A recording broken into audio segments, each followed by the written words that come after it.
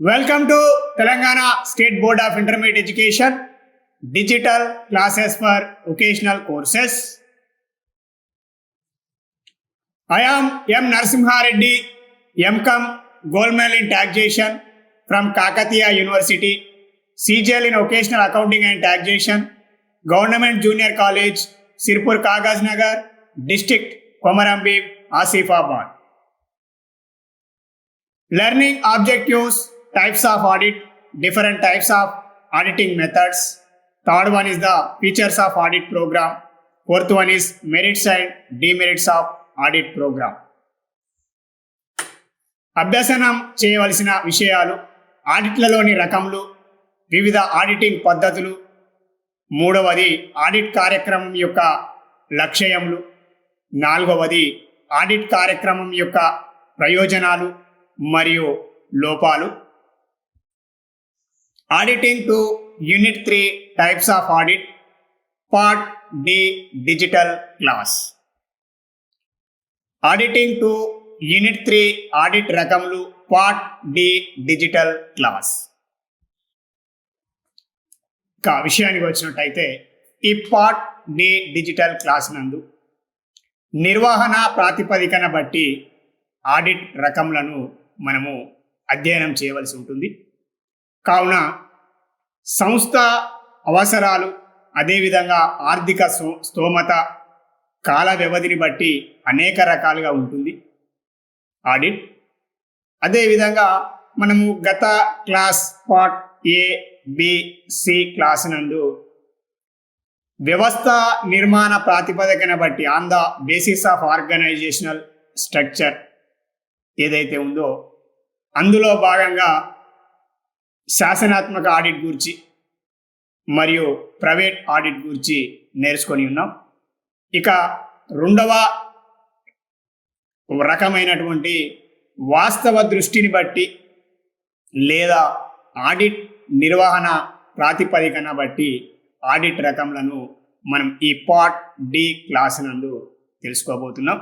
ఇక సంస్థ అవసరాలను బట్టి, సంస్థ యొక్క స్వభావాన్ని బట్టి, ఆ సంస్థ యొక్క ఆర్థిక స్తోమతను బట్టి, ఆ సంస్థకు ఉన్నటువంటి కాల వ్యవధిని బట్టి మరియు సంస్థ యొక్క స్వభావాన్ని బట్టి సంస్థ యొక్క పరిమాణం, అదేవిధంగా సంస్థలో జరిగేటువంటి వ్యవహారాల యొక్క స్వభావం, సంస్థ వ్యవహారాల యొక్క సంఖ్య, పరిమాణం, సంస్థలో ఉన్నటువంటి సిబ్బంది సంఖ్య, సమర్థత మరియు అంతర్గత తనిఖీ విధానం మొదలగు అంశాలపై ఆధారపడి ఉంటుంది. అంటే ఆ సంస్థకు సంబంధించినటువంటి ఆడిట్ అనేది సంస్థ యొక్క అవసరాలను బట్టి, ఆర్థిక స్తోమతను బట్టి, కాల వ్యవధిని బట్టి, ఆ సంస్థలో జరిగేటువంటి వ్యాపారపు వ్యవహారాలను బట్టి, ఆ వ్యవహారాల యొక్క స్వభావాన్ని బట్టి, అదేవిధంగా ఆ సంస్థలో లేదా ఆ వ్యాపారంలో పనిచేసేటువంటి సిబ్బంది ఎవరైతే ఉన్నారో ఆ సిబ్బంది యొక్క సంఖ్యను బట్టి, ఆ సిబ్బంది యొక్క సామర్థ్యాన్ని బట్టి, అదేవిధంగా ఆ సంస్థ అవలంబించుచున్నటువంటి అంతర్గత తనిఖీ విధానం ఏదైతే ఉందో ఆ విధానం పటిష్టతను బట్టి మరియు అంతర్గత తనిఖీ మరియు అంతర్గత నియంత్రణ విధానాలపై ఆధారపడి ఉండడం అనేది జరుగుతుంది. ఇక విషయానికి వచ్చినట్టయితే సాధారణంగా ఆడిట్ చేయ వివిధ ఆడిట్ పద్ధతులు ఈ క్రింది విధంగా కలవు. సాధారణంగా ఆడిట్ చేసేటువంటి పద్ధతులను మనం కనుక గమనించినట్టయితే అందులో ఈ క్రింది విధంగా మనం తెలుసుకోవలసి ఉంటుంది. ఒకటవది అవిచ్ఛిన్న ఆడిట్, రెండవది తుది ఆడిట్, మూడవది మధ్యకాలిక ఆడిట్, నాలుగవది అనిశ్చిత ఆడిట్, ఐదవది ప్రామాణిక ఆడిట్, ఆరవది ఆస్తి అప్పుల పట్టి ఆడిట్.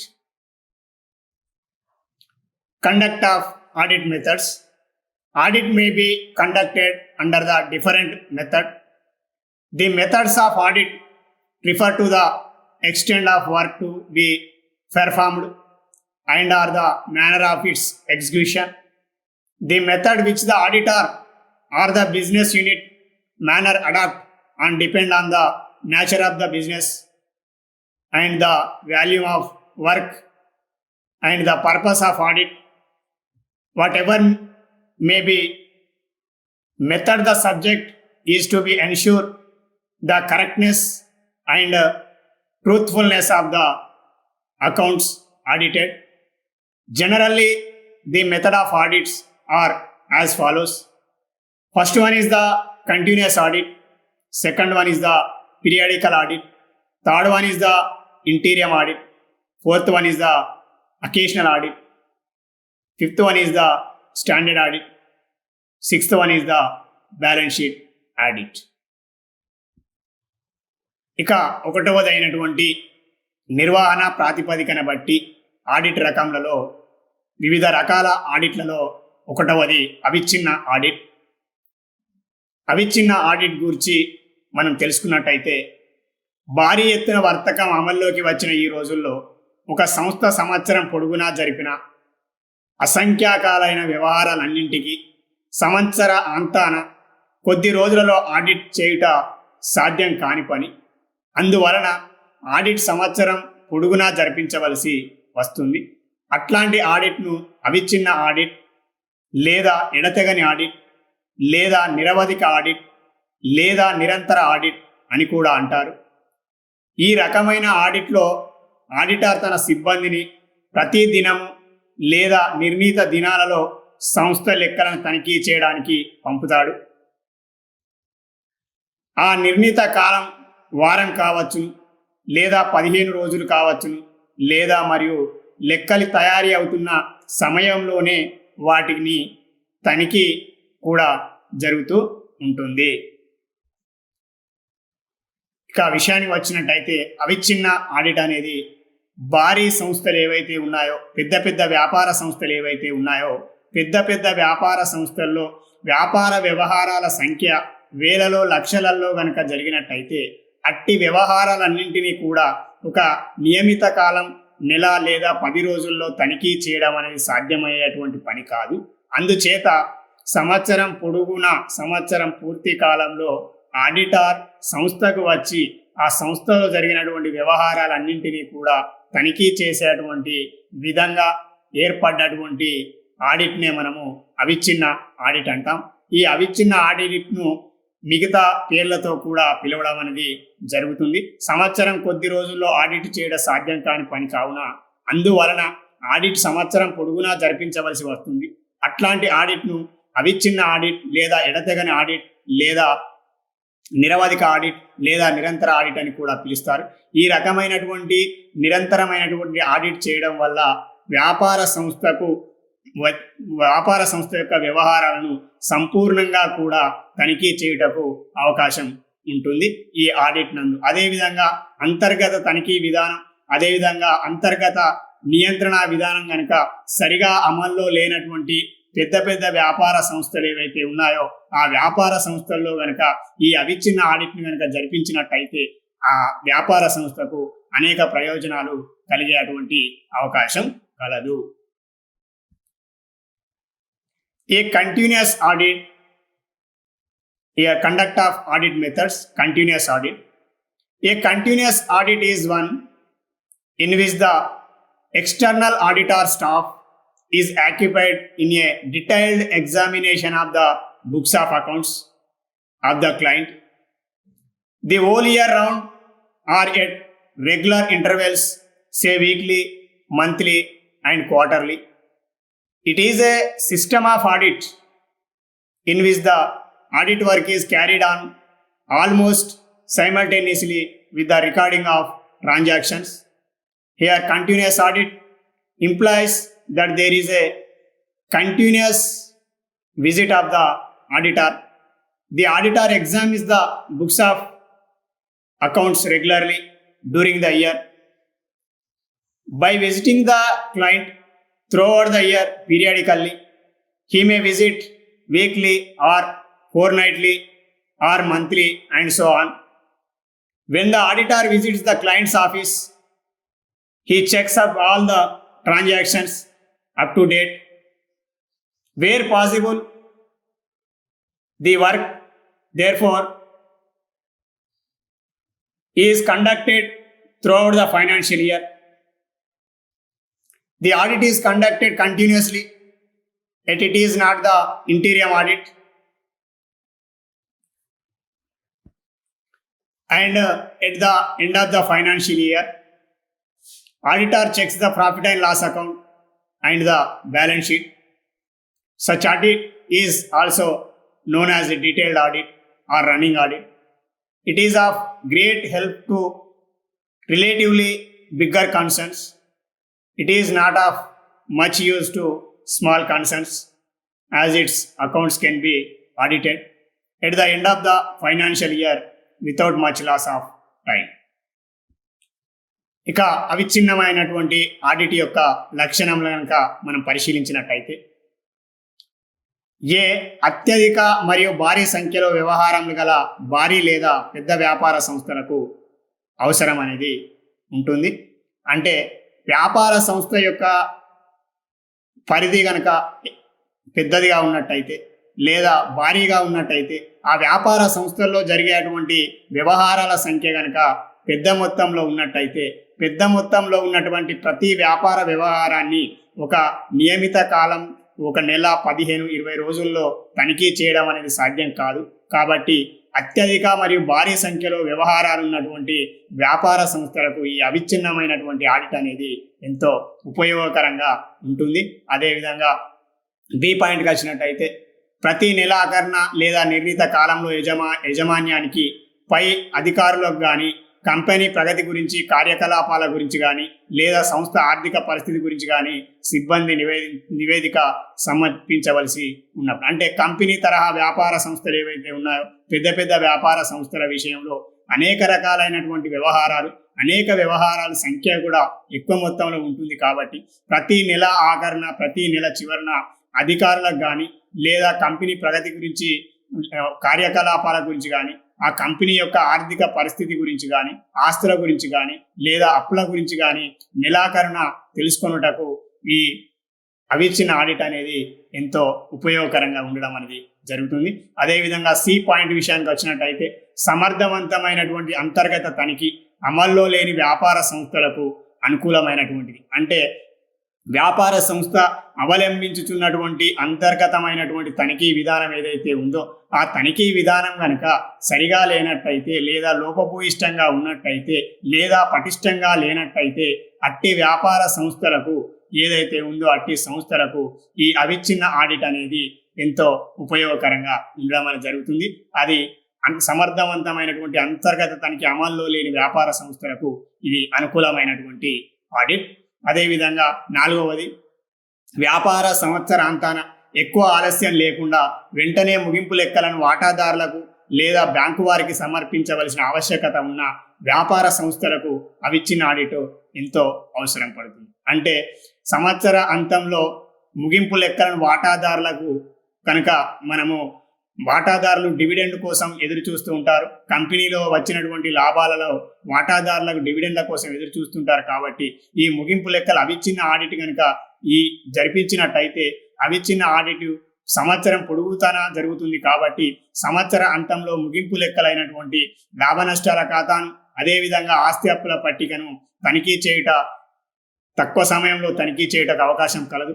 అదేవిధంగా వాటాదారులకు కూడా మనము సమాచారాన్ని అందించటకు అవకాశం కలదు. అదేవిధంగా ఏవైనా సంస్థలు బ్యాంకు నుండి కనుక రుణాన్ని పొందినట్టయితే లేదా బ్యాంకు ద్వారా ఏమైనా లబ్ధి పొందినట్టయితే వారికి కూడా సంస్థ యొక్క ఆర్థిక స్థితిగతుల గురించి, అదేవిధంగా వాళ్ళ లాభదాయకత గురించి కూడా మనము తెలియపరచటకు అవకాశం కలదు.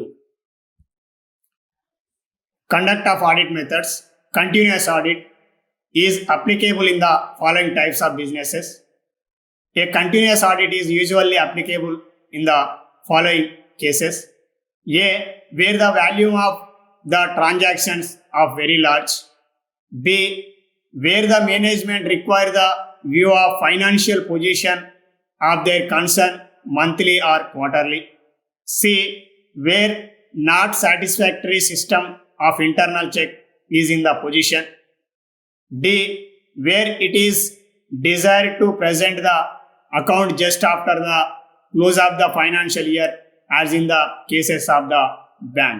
Here, where the business undertaken by the concern is quite large and the entries in the books are to be checked are also quite large, where the where where a suitable system of internal check has not been applied and the chances of for errors or frauds exist, and there it is necessary to present the financial accounts just at the close of the financial year.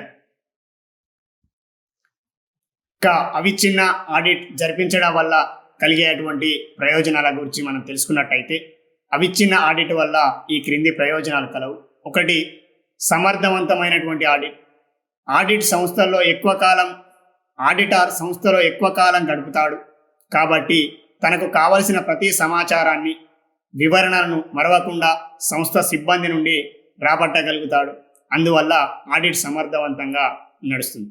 అంటే నిరంతరం సంవత్సరం పొడుగునా కూడా audit చేయడం వల్ల, ఖాతా పుస్తకాలను తనిఖీ చేయడం వల్ల ఆడిటర్ ఏ విషయాన్ని కూడా మర్చిపోకుండా సిబ్బంది నుండి కావలసినటువంటి సమాచారాన్ని రాబట్టగలుగుతాడు. అదేవిధంగా ఈ విధంగా ప్రతి కంటిన్యూస్గా నిరంతరంగా కనుక ఆడిట్ను నిర్వహించడం వల్ల సమర్థవంతంగా అయినటువంటి ఆడిట్ అనేది చేయడం వల్ల సంస్థకు ప్రయోజనం చేకూరేటువంటి అవకాశం కలదు. అదేవిధంగా దోషాలను, మోసాలను సులభంగా కనిపెట్టుట. ఆడిట్ అవిచ్ఛిన్నంగా జరుగుతూ ఉంటే లెక్కలలో దోషాలు సులభంగా, త్వరగా తెలుసుకోవడానికి మరియు వాటిని ఎప్పటికప్పుడు సరిచేయడానికి అవకాశం ఉంటుంది. సిబ్బంది చేసే మోసాలను, ఆస్తి అపహరణను వెంటనే కనిపెట్టవచ్చును మరియు భవిష్యత్తులో అవి మరలా జరగకుండా తగు జాగ్రత్తలు తీసుకొనవచ్చు. అంటే దీని అర్థం నిరంతరం ప్రతిరోజు లేదా వారానికి లేదా నెలకు లేదా 2 నెలలకు ఒకసారి లేదా ప్రతిరోజు ఆడిటర్ యొక్క సిబ్బంది వ్యాపారాది ఖాతా పుస్తకాలను తనిఖీ చేయడం వల్ల జరిగేటువంటి తప్పులు కానీ, దోషాలను కానీ, లేదా సిబ్బంది ఉద్దేశపూర్వకంగా చేసేటువంటి మోసాలు ఏవైతే ఉన్నాయో ఆ మోసాలను త్వరితగతిన మనం గుర్తించడానికి అవకాశం కలదు. అదేవిధంగా అట్టి దోషాలు కానీ, అట్టి మోసాలు కానీ భవిష్యత్తులో పునరావృతం కాకుండా మళ్ళీ ప్రణాళికను రూపొందించుకొనుటకు అవకాశం కలదు. అదేవిధంగా సిబ్బంది చేసేటువంటి మోసాలే కావచ్చు, ఆస్తుల అపహరణ కావచ్చు, లేదా నగదు అపహరణ కావచ్చు, ఈ వస్తువుల అపహరణ కావచ్చు, ఈ మోసాలు ఏమైనట్లయితే జరిగినట్టయితే నిరంతరమైనటువంటి ఆడిట్, అవిచ్ఛిన్నంగా ఆడిట్ జరిపించడం వల్ల ఈ మోసాలు అదేవిధంగా ఈ యొక్క దోషాలు తక్కువగా జరుగుటకు అవకాశం ఉంది. అదేవిధంగా నివారించటకు కూడా అవకాశం కలదు. Advantages of continuous audit. Following are some of the main advantages of continuous audit. First one is efficient. The auditor office staff gets sufficient time for the audit work. The account books are properly inspected and checked in the detail. The auditing work would never be done in a hurry, so the audit will be more efficient and detailed. Second one is the quick discovery of errors and frauds. Errors and frauds can be discovered easily and quickly as the auditor checks the accounts as regular intervals. As the auditor visits his client, say after a month or 2 or so, the number of transactions will be small and hence the errors will be detected easily and quickly. Auditor బాధ్యత తగ్గుతుంది. మూడవ అంశం, ఈ ఆడిట్లో ఖాతాలను సమగ్రంగా సవివరంగా పరిశీలించే అవకాశం ఉంటుంది. అందువల్ల ఖాతాలలో ఉన్న మోసాలను, లోపాలను బాధ్యత తగ్గుతుంది. తొందరగా పని పూర్తి చేసే అతడు లోటుపాట్లను పూర్తిగా తెలుసుకోకపోవచ్చు. అతడు తన నిర్లక్ష్యంకు, అజాగ్రత్తకు బాధ్యత వహించవలసి ఉంటుంది. అదేవిధంగా ఆడిటర్ యొక్క బాధ్యత అనేది తగ్గుతుంది. ఏ విధంగానంటే వ్యాపారంలో జరిగినటువంటి వ్యవహారాలన్నింటినీ తక్కువ సమయంలో గనక తనిఖీ చేసినట్టయితే అట్టి తనిఖీల వల్ల గనక ఏవైనా మోసాలను లేదా దోషాలను కనిపెట్టని ఎడల ఆడిటర్ బాధ్యత వహించవలసి వస్తుంది. కావున అవిచ్ఛిన్న ఆడిట్ యందు సమయం ఎక్కువగా ఉండడం వల్ల అన్ని వ్యవహారాలను, అదేవిధంగా అన్ని ఆస్తులను మరియు అప్పుల వివరాలను కూడా సరిగా తెలుసుకొని సరి అయినటువంటి నివేదిక సమర్పించుటకు అవకాశం కలదు. అందుచేత ఆడిటర్ కనుక ఏదైనా పొరపాటు చేసినట్టయితే అతను బాధ్యత వహించవలసి వస్తుంది. కాబట్టి ఇక్కడ ఆడిటర్ సంవత్సరం పొడుగున లేదా అవిచ్ఛిన్నంగా సంవత్సరం పూర్తి కాలంలో తన యొక్క ఆడిట్ స్టాఫ్ చేత తనిఖీ చేయించడం వల్ల అతని యొక్క బాధ్యత అనేది తక్కువగా ఉంటుంది. ఇక అమూల్యమైనటువంటి సలహాలు. ఆడిటర్ తరచూ సంస్థకు వచ్చి లెక్కలను పరీక్షిస్తాడు. కాబట్టి వ్యాపార సంస్థ పద్ధతులలోనూ లెక్కలు వ్రాసే విధానంలోనూ సాంకేతిక విషయములలోనూ అతనికి ఎక్కువ పరిచయం ఉంటుంది. అందుచేత లెక్కలలో లోతుపాతులను బాగా అర్థం చేసుకోవచ్చును మరియు తన క్లయింట్కి తగిన సలహాలు కూడా ఇచ్చుటకు అవకాశం కలదు. అంటే ఇక్కడ క్లయింట్కు ఆ వ్యాపార సంస్థ అవలంబిస్తున్నటువంటి అకౌంటింగ్ విధానాలే కావచ్చు, సాంకేతిక పరిజ్ఞానమే కావచ్చు, వాటన్నింటినీ కూడా క్షుణ్ణంగా పరిశీలించడం ద్వారా ఆడిటారు అందులో ఉన్నటువంటి లోటుపాట్లే కావచ్చు, ఏవైనా ఉన్న ఎడల అట్టి లోటుపాట్లను సరిదిద్దుకొనుటకు అమూల్యమైనటువంటి అతని యొక్క సలహా కూడా క్లయింట్కు ఇచ్చుటకు అవకాశం కలదు. Third point, relief to auditor. In a continuous audit, these several visits paid by the auditor to the client office enable his work to proceed easily and smoothly. It also boosts his confidence in his capacity to handle his work with efficiency and effectiveness. Fourth one is knowledge of technical details.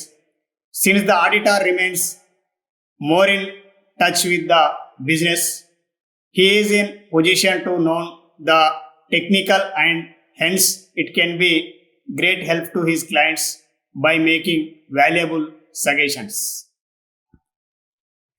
ప్రయోజనాలలో ఐదవది సిబ్బంది నీతివంతంగా పనిచేయుట.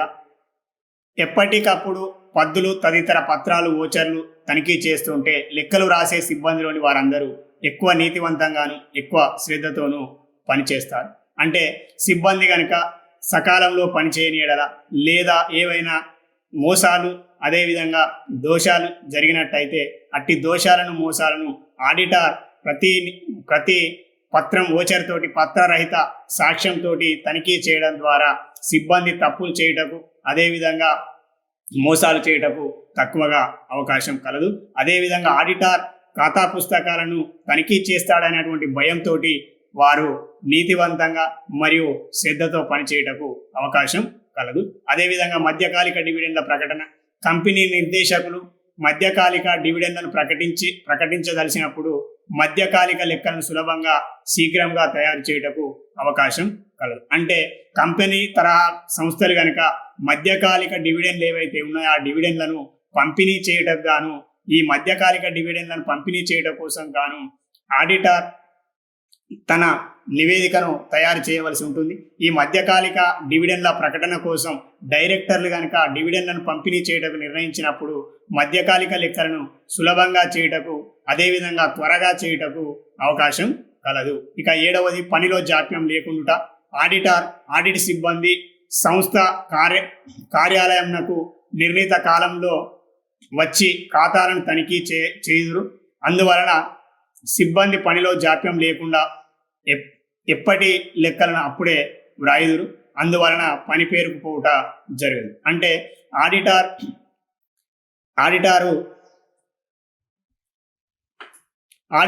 మరియు auditor యొక్క సిబ్బంది నిర్ణీత కాలంలో వారు ఇచ్చినటువంటి సమయంలో తనిఖీ చేయుటకు రావడం అనేది జరుగుతుంది. ఆ కారణం చేత పనిలో జాప్యం లేకుండా వారు ఆడిటర్ మరియు ఆడిటర్ సిబ్బంది వచ్చేటువంటి సమయం వరకు వారి నిర్ణయించినటువంటి సమయం వరకు అదేవిధంగా సంస్థలో పనిచేసేటువంటి సిబ్బంది ఎవరైతే ఉన్నారో ఆ సిబ్బంది పనిలో కనుక ఏమైనా చేయనట్టయితే జాప్యం ఉన్నట్టయితే ఆ జాప్యం లేకుండా కూడా వారు లెక్కలను తయారు చేయవలసి ఉంటుంది. అందువలన పెండింగ్ పని లేదా పని పేరుకపోవడం అనేది ఉండదు. Fifth point, moral check. In continuous audit, the auditor may also pay surprises visit to the client office. This exercise undoubtedly a great moral check on the staff of the client who are confident because of the ever present apprehension of an impending visit by the auditor. Interim dividend, sixth point, where the directors of a company wish to declare an interim dividend, continuous audit will help in the preparation of the interim accounts without much delay. Seventh one, keep the client staff regular. As the auditor visits the client at regular intervals, the clerks will be very regular in keeping the accounts up to date. ఇక అవిచ్ఛిన్న ఆడిట్కు ప్రయోజనాలు ఏ విధంగా ఉన్నాయో అవిచ్ఛిన్న ఆడిట్కు లోపాలు కూడా కలవు. అందులో ఒకటి, క్రమం లోపించుట. ఆడిట్ పనిని సంవత్సరం అంతా అప్పుడప్పుడు దఫాలుగా చేయడం వల్ల లోగడ ఆడిట్ ఎంతవరకు చేసినది ఆడిటర్ మర్చిపోవచ్చును. కొన్ని అంశాలను తనిఖీ చేయడం మర్చిపోవచ్చును.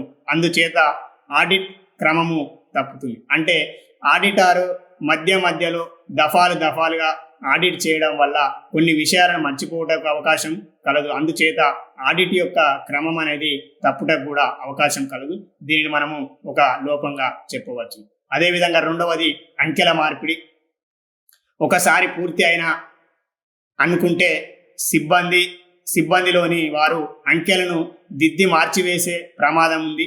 ఈ పనిని సాధారణంగా మోసబుద్ధితో జరుగుతుంది. అంటే ఆడిటర్ ఒకసారి వ్యవహారాలను, ఖాతా పుస్తకాలను తనిఖీ చేసిన తదుపరి ఇక తనిఖీ చేయడం ఆడిటర్ చే అయిపోయిన తదుపరి కూడా సిబ్బంది మోసబుద్ధితోటి అట్టి అంకెలను మార్పిడి చేయటకు కూడా అవకాశం కలదు. అదేవిధంగా మూడవది, పనిలో జాప్యం పెరుగుట. ఆడిటర్ మరియు ఆడిట్ సిబ్బంది లెక్కలను తనిఖీ చేయుటకు దఫాకు మధ్య ఎక్కువ కాలం ఉన్నట్లయితే చేయవలసిన పని పేరుకుపోయేటువంటి అవకాశం కలదు. అదేవిధంగా అంటే పనిలో జాప్యం పెరుగుట అంటే ఆడిటర్ మరియు ఆడిట్ సిబ్బంది కనుక లెక్కలు తనిఖీ చేయడానికి వచ్చేటువంటి దఫాకు కనుక ఎక్కువ సమయం కనుక ఉన్నట్టయితే ఆ ఎక్కువ సమయంలో పని కూడా పేరుకుపోవటకు అవకాశం కలదు. In spite of several advantages of continuous audit, there are certain disadvantages of such an audit which are as under. First one is the dislocation of work. Auditor frequent visit dislocate the work of the client staff. The efficiency of the client staff may be affected. Second one is the alteration of figures. The record of the transactions may be altered fraudulently after they have been audited. Third point, queries may be remain outstanding. The audit clear may lose the thread of his work and the remain outstanding as there might be long internal between the two visits. ఇక అధిక వ్యయం విషయానికి వచ్చినట్టయితే అవిచ్ఛిన్న audit జరిపించుటకు ఎక్కువ మంది audit సిబ్బంది ఎక్కువ కాలం పాటు భరించవలసి వస్తుంది. అందుచేత ఆడిటర్కు మరియు అతని సిబ్బందికి అలవెన్సులు, దినసరి భత్యములు మొదలగు వాటికి ఎక్కువ మొత్తం చెల్లించవలసి ఉంటుంది. అందువలన ఈ ఆడిట్ అధిక వ్యయంతో కూడినటువంటి ఆడిట్. ఇక ఐదవది, సిబ్బంది మధ్య మంచి సంబంధాలు లేకపోవట. ఆడిట్ సిబ్బంది మరియు సంస్థ సిబ్బందికి మధ్య సంబంధాలు లేకపోవడం వల్ల ఆడిట్ సరిగా జరగకపోవచ్చు. అంటే ఇక్కడ ఆడిట్ సిబ్బంది మరియు సంస్థ సిబ్బంది వేరు కావున ఆడిట్ సిబ్బందికి మరియు సంస్థ సిబ్బందికి గనక, క్లయింట్ సిబ్బందికి గనక మంచి సంబంధాలు లేనట్టయితే మనం అనుకున్నటువంటి ఫలితాన్ని కూడా పొందకపోవటం కూడా అవకాశం కలదు. Disadvantages. Fourth point, expensive. Continuous audit is very costly due to heat audit fees and other incidental expenses connected with the audit staff. Fifth one, unhealthy relationship. Unhealthy relationship is developed between the audit staff and the client staff of the client due to the frequent visit of the audit staff. Thank you one and all.